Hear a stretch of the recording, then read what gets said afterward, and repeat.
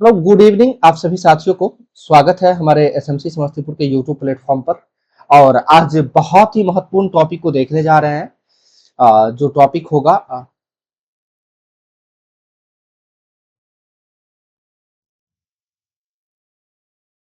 ठीक है, फिजिक्स का ये टॉपिक होगा, यांत्रिकी मैकेनिज्म। क्या होगा टॉपिक? फिजिक्स का यांत्रिकी मैकेनिज्म होगा। ठीक है, जिसमें यांत्रिकी के तहत जो है हम क्या पढ़ने वाले हैं, तो यांत्रिकी के तहत जो है हम कार्य को देखेंगे, यानी वर्क क्या होता है इसके बारे में समझेंगे। और इससे रिलेटेड जो न्यूमेरिकल बनते हैं उस न्यूमेरिकल को भी देखेंगे। इसके साथ साथ मैकेनिज्म के मैकेनिक्स जो है यांत्रिकी है, इसके अंतर्गत पहला टॉपिक है कार्य, इसको देखते हैं। और साथ पैसेज रखिएगा जो एग्जाम में क्वेश्चन पूछे जाते हैं यहाँ से, उन सभी प्रश्नों को देखेंगे। चलिए, तो कार्य क्या होता है इस बातों को भी सबसे पहले समझते हैं, समझने का प्रयास करते हैं हम लोग।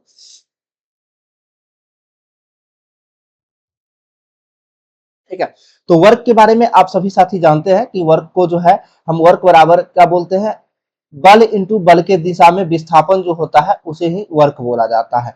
ठीक है, और क्या होता है, कार्य बराबर जो होता है बल बल और इंटू बल की दिशा में विस्थापन को ही वर्क बोलते हैं। तो यदि विस्थापन की दिशा में थीटा कोण बनता है तो इसी को फॉर्मूला के रूप में क्या होता है, डब्ल्यू बराबर एफ एस कॉस थीटा हो जाता है। ठीक, क्या हो जाता है, डब्ल्यू बराबर एफ एस कॉस थीटा हो जाता है। नेक्स्ट देखते हैं, इसमें केवल परिमाण होता है, दिशा नहीं होती है। ठीक है, अगर कार्य के बारे में अगर हम बात करें तो कार्य में क्या होता है, केवल परिमाण होता है और दिशा नहीं होता है, दिशा नहीं होता है। ठीक है, इसलिए कार्य जो है एक कैसी राशि है, तो कार्य एक अदिश राशि होती है। ठीक है, अदिश राशि यानी अदिश राशि का डेफिनेशन ही होता है जिसमें सिर्फ और सिर्फ परिमाण हो, दिशा ना हो, अदिश राशि होती है। तो कार्य अदिश राशि है। जमीन के ऊपर एक बिंदु पर किसी वस्तु की गुरुत्वीय स्थितिज ऊर्जा को जो है क्या आप कहते हैं, तो इसमें किए गए कार्यों के रूप में परिभाषित किया जाता है। इसे गुरुत्वाकर्षण के विपरीत जमीन से उस बिंदु पर उठाने में किए गए कार्यों के रूप में जो है परिभाषित किया जाता है कार्य को। ठीक है, नेक्स्ट पॉइंट की बात करते हैं, तो एक वस्तु पर बल लगने के बावजूद भी किया गया कार्य शून्य होगा यदि उसका विस्थापन शून्य होगा। अगर विस्थापन नहीं होता यानी डिस्प्लेसमेंट नहीं होता है तो वो क्या उसका कार्य क्या होगा, वर्क क्या हो जाएगा, शून्य हो जाएगा। ठीक है, क्योंकि एंगल जो है 90 डिग्री का रहेगा। अगर 90 डिग्री की एंगल अगर रहती है एकदम स्थिर में तो क्या होता है, वर्क जीरो हो जाता है। यदि कार्य का मान धनात्मक हो तो जिस निकाय पर कार्य हो रहा है उसकी ऊर्जा में क्या होगी, तो उसकी ऊर्जा में जो है वृद्धि होगी। अगर वर्क जो है पॉजिटिव होता है तो तो जिस निकाय पर कार्य हो रहा है उसकी ऊर्जा में क्या होती है, वृद्धि होती है। आगे, अगर बल द्वारा किया गया कार्य यदि धनात्मक होता है, जब बल यानी विस्थापन बल की दिशा में होता है, बात सही है, अगर बल की दिशा में विस्थापन होगा तो क्या होगा, वर्क क्या होगा, धनात्मक होगा। ठीक है, और कार्य बल इंटू विस्थापन जिसको कार्य बोलते हैं, वर्क बोलते हैं। जब दो आदमी दीवार को धक्का दे लेकिन इसे विस्थापित करने में विफल रहे तो यह करता है, कोई कार्य नहीं करता। आप समझिए, कोई आदमी, दो आदमी मिलकर दीवार को धक्का दे रहा है, धक्का दे रहा है, अगर कोई मतलब यानी कि जो उसमें विस्थापित करने में इसे विफल रहता है, ठीक है, तो कार्य होगा नहीं होगा, कार्य होता है नहीं होता है। नेक्स्ट की बात करते हैं, विस्थापन न होने पर किया गया कार्य क्या होता है, शून्य होता है। इसको भी ध्यान रखना है। कार्य हुआ है ऐसा कहने के लिए दो शर्तें पूरी होनी चाहिए। कितना शर्त होना चाहिए, दो शर्त पूरा होना चाहिए कि वर्क हुआ है या नहीं हुआ है। क्या क्या क्या शर्त होना चाहिए, उनमें से एक क्या होता है, तो वस्तु विस्थापित होना चाहिए। क्या होना चाहिए, वस्तु विस्थापित होना चाहिए। ठीक है, बल और विस्थापन का गुणनफल क्या कहलाता है, तो वही कार्य कहलाता है।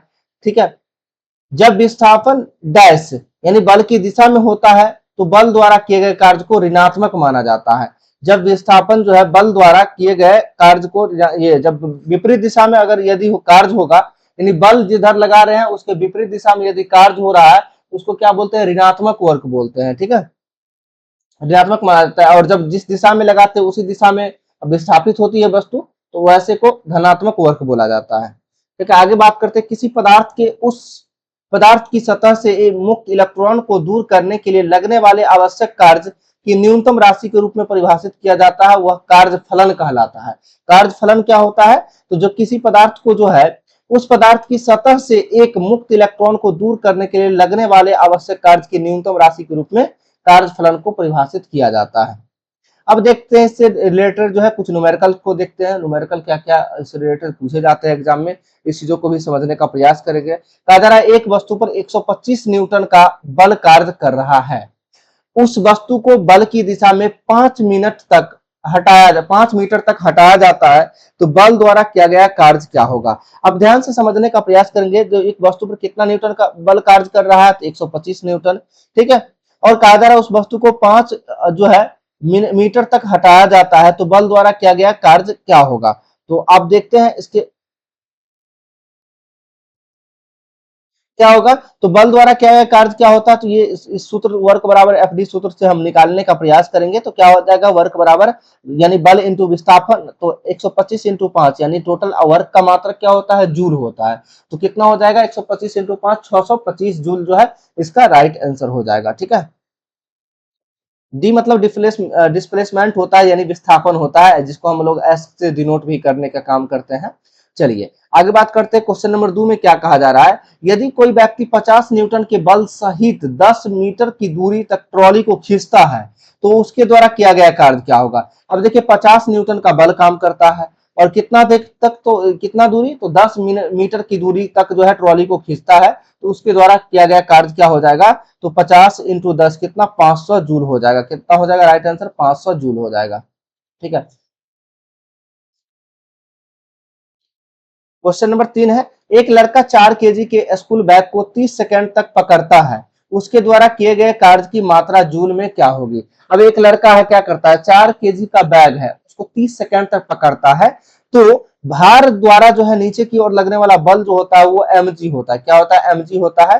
तो 4 के mg यानी बात करते हैं कितना हो जाएगा, 4 इंटू 10 यानी टोटल 40 न्यूटन का बल उस पर काम करेगा। कितना न्यूटन का बल काम करेगा, 40 न्यूटन का बल काम करेगा, ठीक है। और इसके साथ साथ क्या होता है, इसी बल को जो है लड़का कितना सेकंड तक पकड़ता है, 30 सेकंड तक पकड़ता है।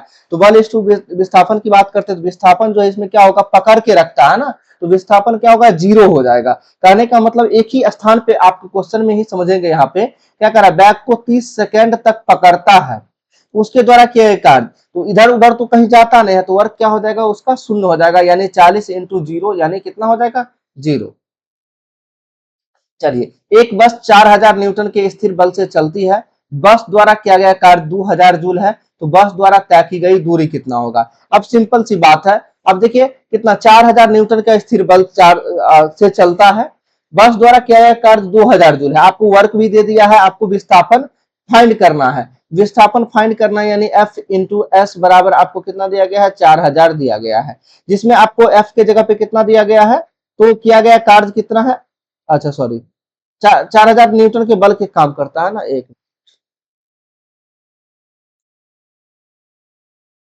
वर्क बराबर एफ एस दिया हुआ है। अब यहां से देखिए, अब सिंपल तरीका से आप फाइंड इसे कर सकते हैं, तो बल विस्थापन बराबर निकालेंगे तो क्या हो जाएगा, ये जो है कार्य बट्टे बल हो जाएगा, इधर आ जाएगा तो क्या कार्य बट्टे बल, और 2000 बट्टे 4000 यानी आंसर क्या आ जाएगा, 0.5 मीटर आ जाएगा। क्या आ जाएगा, 0.5 मीटर आ जाएगा।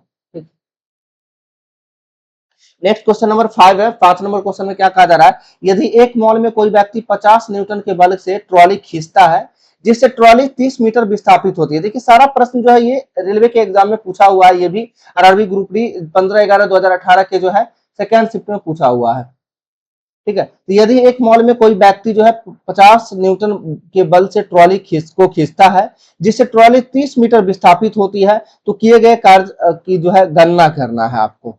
तो सिंपल सा क्वेश्चन है, आप इसको सॉल्व करने का प्रयास कीजिए, ठीक है, और देखते हैं इसका सॉल्यूशन।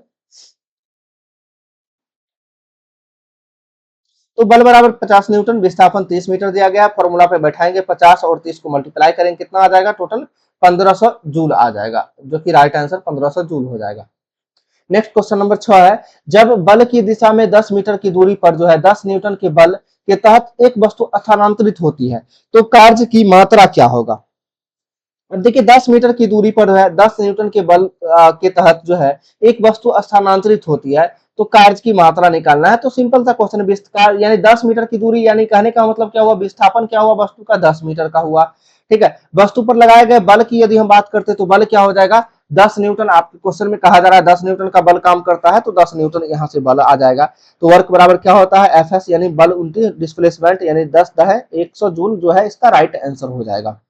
ये भी प्रश्न पूछे हुए प्रश्न है एग्जाम में, ठीक है। तो इस तरह से हम प्रयास करेंगे सभी चैप्टर का न्यूमेरिकल समेत और जो भी ऐसे रिलेटेड कॉन्सेप्ट बनते हैं उन चीजों को देखते हुए चलेंगे। क्वेश्चन नंबर 7 है 50 न्यूटन का एक बल एक वस्तु को 10 मीटर तक विस्थापित कर देता है। 50 न्यूटन का बल जो है एक वस्तु को 10 मीटर तक विस्थापित कर देता है, तो बल द्वारा किया गया कार्य होगा। तो कार्य आपसे पूछा ही गया है, तो बल द्वारा कार्य क्या होगा, विस्थापन कितना दूरी करता है, 10 मीटर करता है, वह बल कितना है तो 50 न्यूटन है। कुल मिला के आंसर कितना हो जाएगा, 500 जूल हो जाएगा। बोर नहीं होना है, एक एक टॉपिक को आप सीख लीजिएगा, एग्जाम में एक भी न्यूमेरिकल सही नहीं, गलती नहीं होगा, ध्यान रखना है, एक भी न्यूमेरिकल आपका गलत नहीं होगा। इस तरह से आप अगर सभी टॉपिक को पढ़ लेंगे तो। क्वेश्चन नंबर 8 है 10 न्यूटन का बल किसी वस्तु पर कार्य कर रहा है, वस्तु बल की दिशा में 5 मीटर विस्थापित होती है, तो किया गया कार्य होगा। आप देखिए बल की दिशा में विस्थापित होगा तो इसका मतलब क्या, वर्क क्या हो जाएगा, पॉजिटिव होगा। अगर बल की विपरीत दिशा में अगर विस्थापित होता तो वर्क क्या होता, नेगेटिव होता। अब देखते हैं 10 न्यूटन का बल काम करता है और कितना मीटर, 5 मीटर, 10 पचे 50 जूल जो है इसका राइट आंसर हो जाएगा, ठीक है।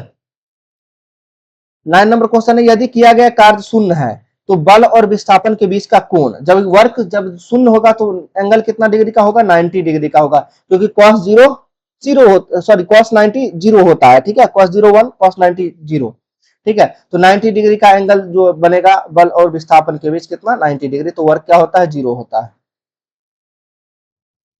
नेक्स्ट क्वेश्चन है क्वेश्चन नंबर 10 है एक मजदूर जो है भूमि से 15 केजी का सामान लेता है और उसे भूमि से 1 मीटर ऊपर अपने सिर पर रखता है, उसके द्वारा सामान पर किए गए काम की गणना करना है। अब अपने सिर पे रखा है तो वर्क क्या हो जाएगा, 0 हो जाएगा, क्योंकि 90 डिग्री का एंगल बन रहा है, तो वर्क क्या हो जाएगा, 0 हो जाएगा। जी का मान भी आपको दे दिया है 13 मीटर पर सेकंड स्क्वायर जो है, जी का मान भी दे दिया है। चलिए देखते हैं इसका राइट आंसर।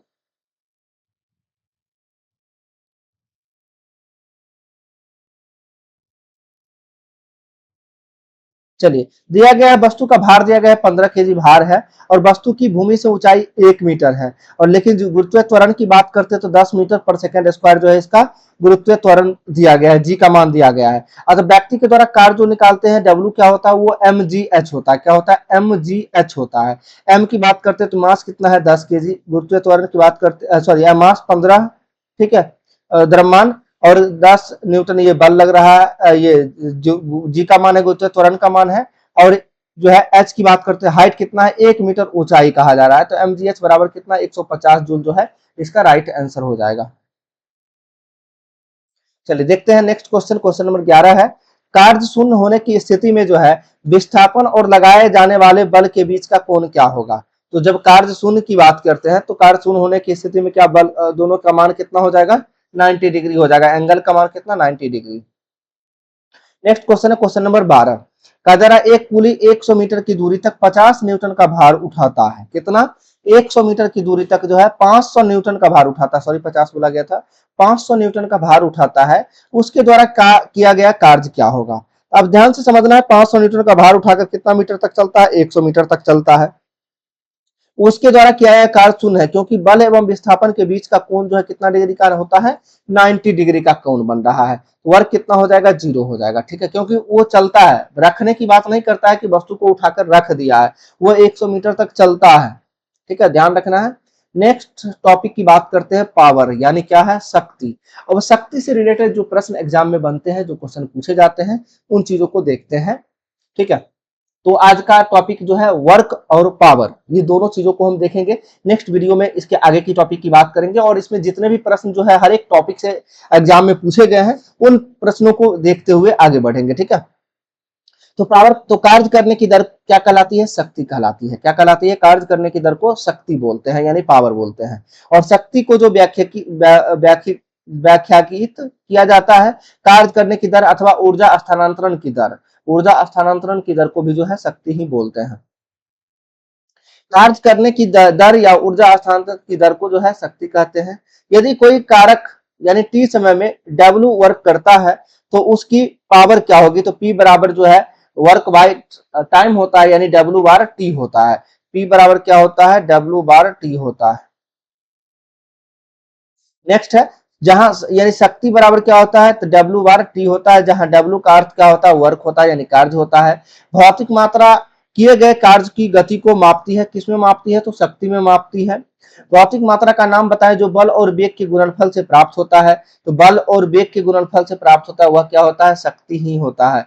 बल और वेग के गुणनफल से जो प्राप्त होता है उसको क्या बोलते हैं, शक्ति यानी पावर बोलते हैं।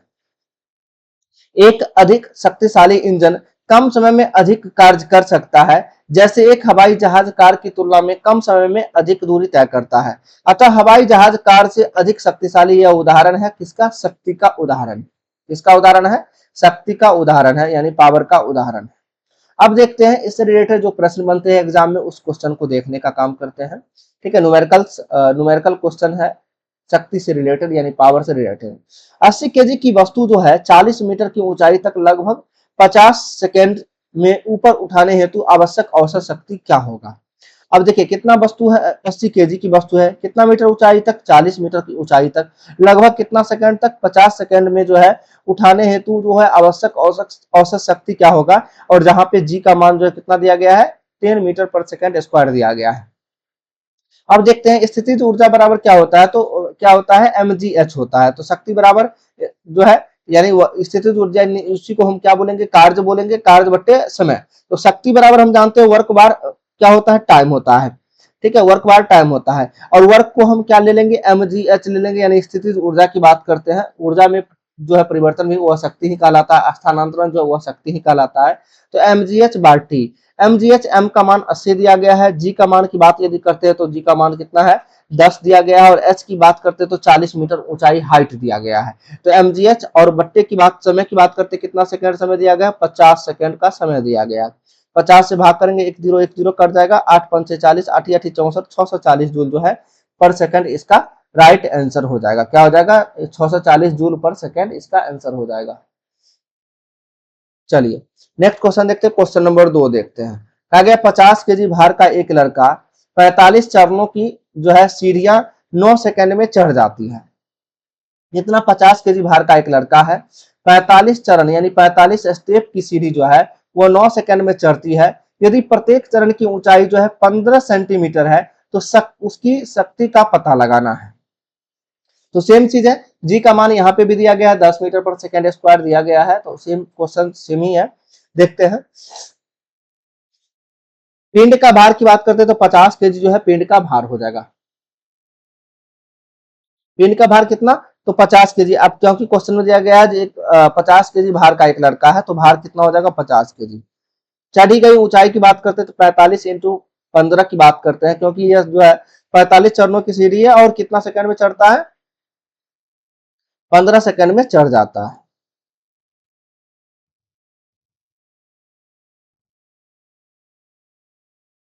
सॉरी 15 सेंटीमीटर ऊंचाई है।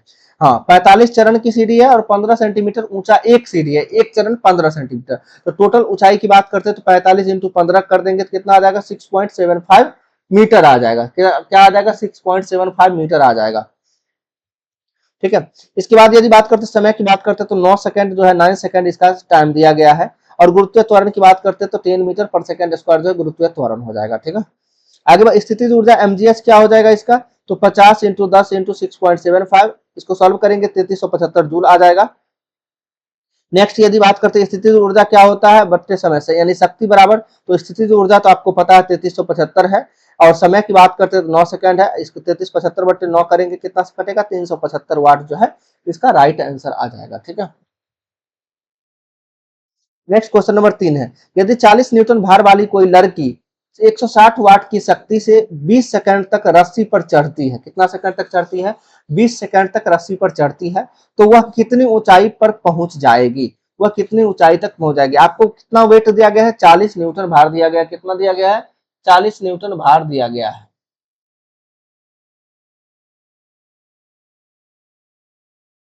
ठीक है, तो देखिए, तो मान लेते हैं लड़की की ऊंचाई ऊंचाई कितना मीटर तक चढ़ेगी, h मीटर ऊंचाई तक चढ़ेगी। यहाँ से सबको सारा डाटा दिया गया है। ठीक है, और जो है P बराबर शक्ति आपको दिया गया वाट में कितना, तो 160 वाट दिया गया है। ठीक है, भार कितना है 40 न्यूटन, टाइम की बात करते हैं तो 20 सेकेंड, कितना टाइम है, 20 सेकेंड का टाइम है, कितना टाइम है, 20 सेकेंड का टाइम।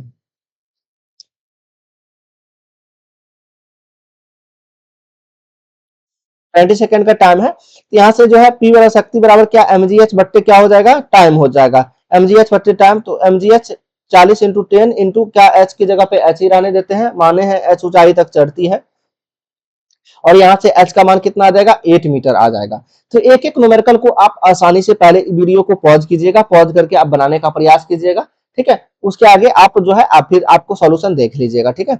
चलिए देखते हैं नेक्स्ट क्वेश्चन, क्वेश्चन नंबर 4 है, 50 केजी द्रव्यमान का एक लड़का 44 सीढ़ियां 10 सेकंड में चढ़ता है, कितना सेकंड में चढ़ता है, 10 सेकंड में चढ़ता है। यदि प्रत्येक सीढ़ी की ऊंचाई कितना दिया गया है, 15 सेंटीमीटर दिया गया है, उसकी शक्ति ज्ञात करना। आप ध्यान से देखिएगा, और जी का मान तो 10 मीटर पर सेकंड स्क्वायर जो है दिया गया है। अब 44 सीढ़ी है, एक सीढ़ी की ऊंचाई कितना है, इस टाइप का क्वेश्चन ऊपर हो चुका है, 15 सेंटीमीटर है। तो 44 को 15 60 गुना कीजिएगा, कितना हो जाएगा, 660, 15 चौका 60, 600 और 15 चौका 60, ठीक है। तो 660 यानी लगभग जो है 66 मीटर आ जाएगा, 6.6 मीटर आ जाएगा, ठीक है। फिर आगे वेट दिया गया है, तो देखिए इसका आंसर की बात करते हैं, आइए।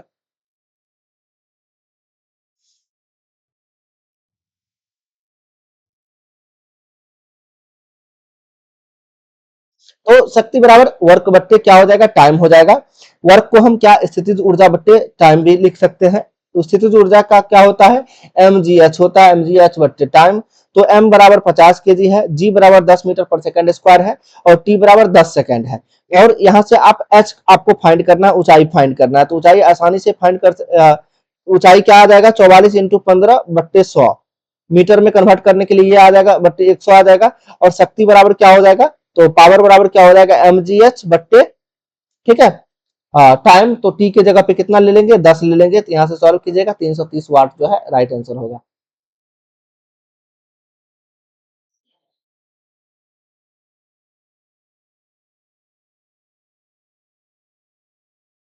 चलिए, यदि कोई एजेंट जो है समय टी में जो है डब्ल्यू वर्क करता है, तो उसकी पावर क्या होगी। तो आपको दिया गया क्वेश्चन कुल मिला के फॉर्मूला ही पूछा गया है, कोई एजेंट जो है टी समय में डब्ल्यू वर्क करता है, तो उसकी पावर क्या होगी। तो पावर बराबर क्या होता है,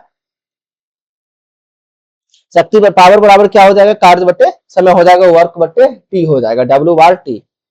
चलिए नेक्स्ट क्वेश्चन है, क्वेश्चन नंबर 6 है। 6 नंबर क्वेश्चन क्या कहा जा रहा है, ठीक है, 50 केजी द्रव्यमान का एक लड़का 10 सेकंड में 43 सीढ़ी चढ़ता है। इस तरह का क्वेश्चन देखिए हर एक शिफ्ट में पूछा गया है। और जान लीजिए, अगर रेलवे के एग्जाम क्रैक करना है, तो प्रीवियस ईयर क्वेश्चन पेपर को हर हाल में आपको मजबूत करना पड़ेगा, ठीक है, मजबूत करना पड़ेगा। इसका मतलब जो प्रीवियस ईयर में जो क्वेश्चन पूछे गए हैं, उसी टाइप के क्वेश्चन को आपको हूबहू उस पर प्रैक्टिस करने की जरूरत है, ठीक है।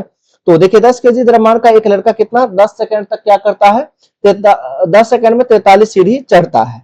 प्रत्येक सीढ़ी का ऊंचाई दे दिया है, 15 सेंटीमीटर है, तो उसकी शक्ति ज्ञात करना है। और यहाँ पे जी का मान भी कितना दिया गया है, 10 मीटर पर सेकंड स्क्वायर जो है जी का मान दिया गया है। तो लड़का का मान ले, लड़के माना लड़के का भार क्या है, जो है mg यानी 50 × 10 कितना हो जाएगा, 500 न्यूटन हो जाएगा, ठीक है। 43 सीढ़ी की ऊंचाई तो 6.45 मीटर आ जाएगा, ठीक है। तथा उसे चढ़ने में लगा कुल समय t, जो कि दिया गया है 10 सेकंड में चढ़ता है।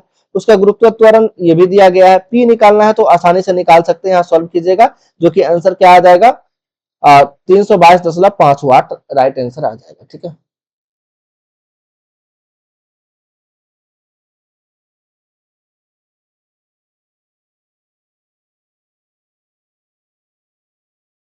चलिए क्वेश्चन नंबर 7 देखते हैं।